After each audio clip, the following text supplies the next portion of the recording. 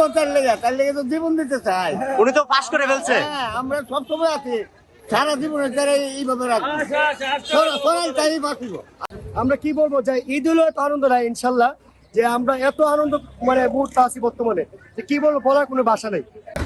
সরাইলের সর্বস্তরের জনগণ ব্যারিস্টার রবীন ফারহানাকে বিপুল ভোটে জয় করেছে, যার একটা আমি মনে করি এটা একটা প্রতিবাদের অংশ, যেখানে সাধারণ জনগণ একদিকে, তথাকথিত হেভিওয়েট ব্যক্তিরা ছিল আরেকদিকে। আমার মনে হয় এই বিজয় হচ্ছে সাধারণ জনগণের বিজয়, এই বিজয় হচ্ছে রিক্সাওয়ালার বিজয়। চাচা কেমন লাগতেছে? আপনারা সবাই উচ্ছ্বাসিত? আমি আশা করবো ব্যারিস্টার রবীন ফারহানার জন্য এই আসনটি চিরস্থায়ী হবে। এই সুযোগে তিনি সরাইল সাধারণ জনগণকে আরো কাছে পাবে এবং কাজ করার সুযোগ পাবে। এই প্রেক্ষাপটে আমরা চাই ব্যারিস্টার রবীন ফারহানা সরাইলের আমূল পরিবর্তন করুক। আমাদের এক্সপেকটেশন হচ্ছে এই হেভিওয়েট ব্যক্তিটি শুধু পরিচিত বাংলাদেশি পরিচিত নয়, তাকে সারা পৃথিবী ছিল।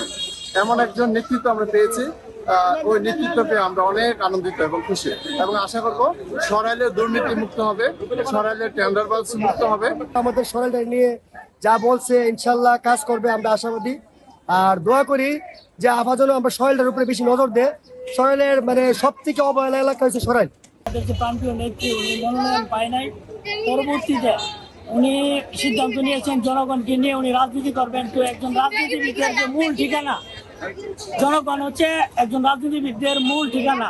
তো দল ওনাকে বহিষ্কার করেছে, কিন্তু জনগণ ওনাকে কাছে টেনে নিয়েছে, বুকে টেনে নিয়েছে। জনগণ ওনাকে বহিষ্কার করে নাই, যেই কারণে তার জবাব জনগণ এই 12 তারিখে ব্যালটের মাধ্যমে জবাব দিয়ে দিছে। আশুগঞ্জের মানুষ, বিজয়নগরের মানুষ খুবই আনন্দিত, আমরা গর্বিত। আমরা এই বিগত সম্বন্ধে আমরা পেয়েছি। আমরা ভবিষ্যতে আমরা উন্নয়নের জোয়ার বসে দেওয়ার চিন্তা ভাবনা আমাদের আছে। এবং আমার মনে হয় এই বিজয়ের মাধ্যমে দলের হাইকমান্ডের আমার মনে হয় সদয় বুদ্ধির উদয় হবে।